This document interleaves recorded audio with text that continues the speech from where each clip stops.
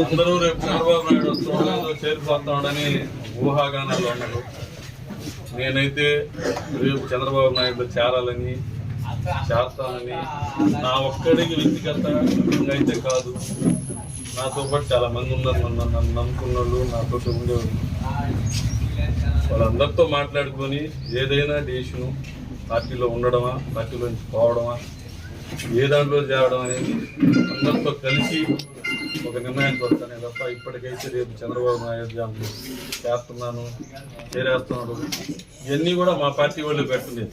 మొన్న జనవరి 6వ తేదీ చేరేస్తున్నాడు, మళ్ళీ మన 19వ తేదీ వెంకటగిరిలో వస్తున్నాడు, ఆ రోజు చేరేస్తాడు.